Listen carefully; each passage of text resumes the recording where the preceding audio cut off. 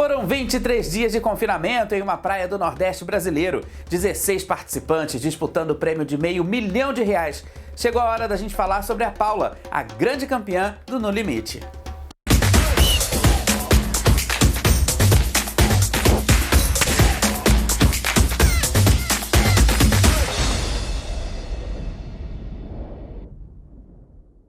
Hoje é o nosso último episódio aqui do 5 Minutos de Fama, especial No Limite. É um programa de despedida, mas também é um programa de muita comemoração.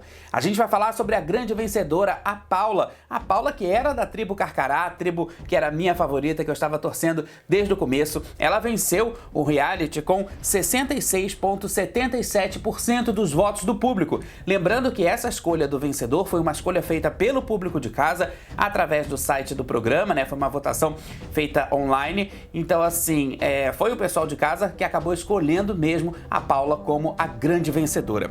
Bom, ela levou para casa o prêmio de R$500 mil. Em segundo lugar, ficou o Viegas, que levou para casa o prêmio de R$100 mil. O Viegas, que também jogou muito bem, foi um grande participante. Eu acho que a gente só tem assim elogios a fazer a todos os finalistas, né? A todos os participantes de modo geral, mas principalmente aos finalistas que mandaram muito bem e que mostraram toda a garra e principalmente mostraram o quanto é difícil conseguir equalizar força física com a força mental. Esse grande equilíbrio é o ponto-chave do No Limite, né? Em terceiro lugar ficou o André. Esse terceiro lugar, gente, foi uma votação feita ao vivo entre os participantes do programa, né? Eles escolheram o André e eu acho que foi bastante merecido, porque o André, por muito pouco, ele também não ficou entre os dois finalistas, né? Foi bem pouquinho mesmo a diferença entre ele e o Zulu na última prova, no último desafio, mas o André acabou sendo escolhido e merecidamente pelos outros participantes e levou para casa o prêmio de R$50 mil. Pra gente falar um pouco sobre a trajetória da Paula, a Paula foi uma jogadora que me chamou a atenção desde o início, né? Não só pela garra dela, mas pelo espírito de liderança, pela maneira como ela conduzia suas dinâmicas, como ela colocava, né, os seus pensamentos, como ela explicava para os outros participantes o que ela estava achando disso ou daquilo ali dentro do acampamento, né, lá na tribo Carcará. Então, eu acho que é um mix de garra, determinação, como eu disse, de espírito de equipe e também da liderança.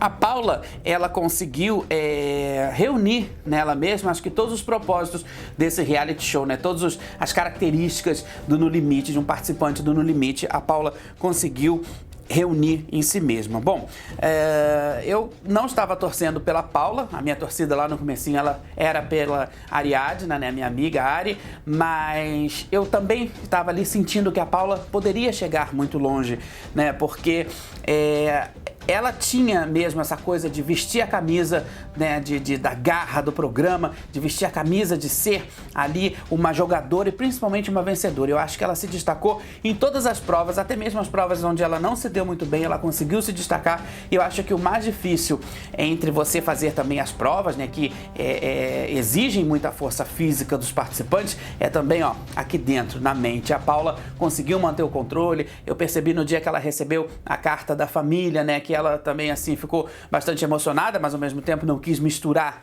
muita coisa. Então, muito merecidamente também, eu acho que foi esse prêmio, essa escolha do público, foi uma escolha assim muito certa, porque a Paula mandou muito bem e merece sim ser a primeira ex-BBB e agora ex-No Limite, né? Misturou aí um pouco a ser a vencedora e representou bem também o time feminino, né? Porque as mulheres, a princípio, o povo falava assim, não, porque a mulher não tem força, a mulher não tem força física, não tem resistência, tudo balela. A Paula mostrou aí que ela mandou muitas vezes bem melhor do que os homens aí, fortões, saradões.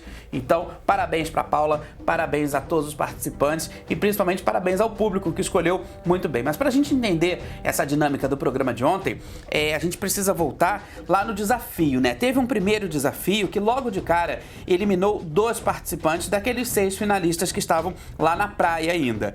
Foi uma prova onde eles deveriam atravessar um labirinto cheio de obstáculos, procurar medalhas e levar essas medalhas até um baú.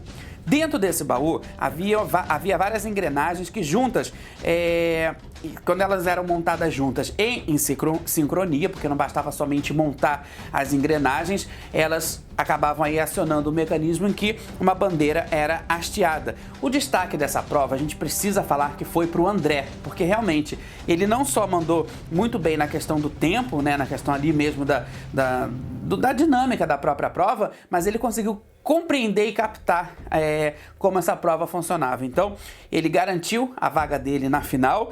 E aí, a parte ruim, infelizmente, ficou para Elana e para Jéssica. A gente já falou aqui outras vezes, eu não estava entendendo por que a Jéssica tinha ido tão longe do jogo, né? Porque, na minha opinião, ela não foi uma boa participante, não foi uma boa jogadora, teve os seus momentos bons, ok, mas não foi, assim, uma jogadora exemplar de No Limite. Aí ela conseguiu chegar até a final e a gente não entendeu por quê. Agora, também fiquei um pouco surpresa, eu acho que a gente precisa citar a questão da falta de sorte em relação a Elana, porque se ela tivesse um pouquinho mais de sorte, ela teria conseguido ficar aí junto com o André, né, nessa prova aí, sendo uma das finalistas. Então, infelizmente, Elana e a Jéssica foram eliminadas nessa primeira prova, nesse primeiro desafio.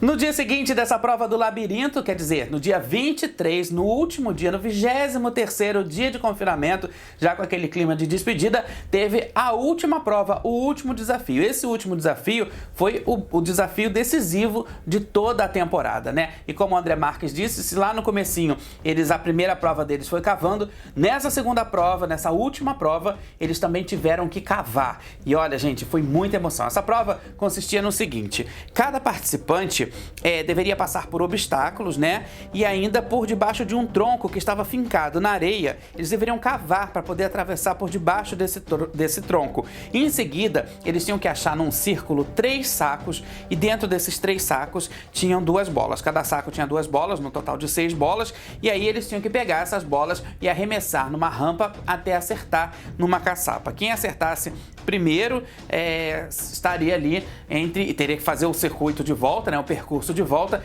e estaria já na grande final. Como eu disse, foi uma prova bastante emocionante. Nessa prova, quem se destacou foi o Viegas. Aliás, os depoimentos dele também foram muito emocionantes, que ele disse que recebeu uma ajuda, assim, meio que espiritual da mãe, né, que estava ali presente com ele. Isso foi muito legal. O Viegas se destaca nessa prova e ele consegue aí garantir a vaga dele na final. E quem se despede dessa prova, que também foi por pura falta de sorte, não foi por garra, não foi por força de vontade, foi o Zulu e o André. Eles acabam se despedindo. E com isso a gente já tem a final montada aí entre o Viegas e a Paula, né? Lá no palco dos Estúdios Globo, a gente percebeu que foi montada assim uma espécie de... como é que a gente pode falar assim? Uma reprodução do portal da eliminação, né? Aquele portal da eliminação que ficava lá na praia, que era aquele setzinho montado, eles reproduziram em estúdio, em larga escala também, aliás, com todos os detalhes de areia, de cenografia, tudo bastante bem rico, né? Bastante assim, bem cuidado, uma produção muito caprichosa. Eles montaram então nos Estúdios Globo uma forma de ter esse cenário ali, né, já que eles já não estavam mais lá no Nordeste, de ter esse cenário e também de ficar também com aquela coisa da identidade visual, né? Mas aí, gente, eu vou dizer pra vocês uma coisa. Lá dentro dos estúdios, nos intervalos, principalmente, o programa foi exibido ao vivo, o clima não tava muito bom não, viu? A gente até percebeu de casa, pra quem acompanhou ao vivo, que alguns participantes falaram, outros sequer abriram a boca, e a gente vai saber tudo o que aconteceu nos bastidores desse último episódio do No Limite no Trago Verdades dessa semana. Então não perca, no domingo, Trago Verdades, trazendo aí todas as informações dos bastidores dessa grande final do No Limite.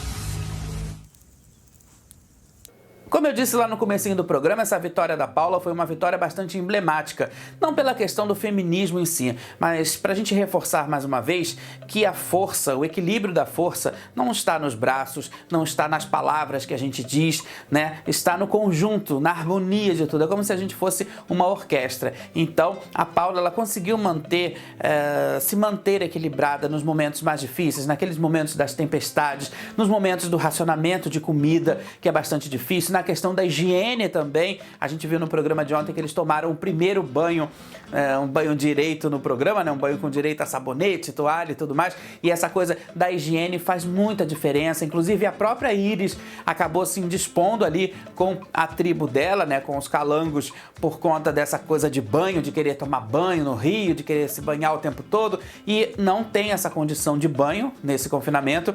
Mas ontem a gente viu que eles lavaram a alma, tomaram banho com sabonete esfoliante, com sabonete com micropartículas higienizadores, aquela coisa toda.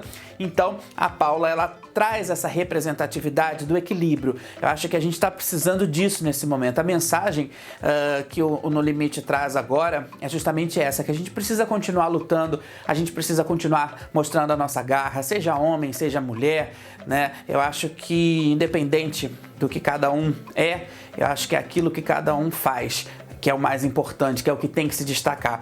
É como eu sempre digo, a gente pode levar uma vida toda boa, mas se nos últimos momentos da vida a gente fizer uma coisa errada, vai ser aquilo que vai pesar bastante. Então, é importante a gente manter o equilíbrio, manter a força e, mais uma vez, parabéns para Paula, parabéns para todo mundo que participou, parabéns aos outros jogadores que se colocaram ali em situações limite mesmo, né? A gente pode lembrar a questão da Ariadna nas dunas, ela que estava um pouco fora de forma. A gente lembra do pessoal superando a questão do tempo, questão de comida também, o arcrebiano que sentiu muita fome, né? E a gente precisa lembrar também da prova do buffet exótico, quanto os participantes se superaram ali, né? A gente viu que ninguém passou mal, pela primeira vez não teve participante vomitando, nada disso. Então acho que essa mensagem de um reality show nesse momento, nessa situação pandêmica que a gente está, é essa aí, é da força, é a mensagem do otimismo, é a mensagem de que vamos nessa, porque a luta é grande, mas a gente não pode fazer corpo mole.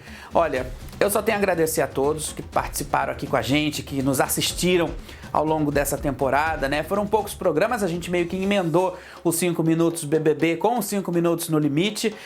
Foi um trabalho bastante desafiador para a nossa equipe também, que em poucos dias a gente teve que montar cenário, montar toda uma estrutura. Mas eu acho que o importante é isso, é a gente continuar junto, porque a gente trabalha para você que está aí do outro lado. Então, muito obrigado pela sua audiência, muito obrigado por você ter ficado aqui comigo, obrigado pelas mensagens, pelas pessoas que discutiram o programa comigo, né, ao longo dessa temporada. E eu só tenho uma coisa para dizer. Ano que vem estaremos de volta aqui com 5 Minutos de Fama, especial No Limite 2022. A gente se vê. Até lá!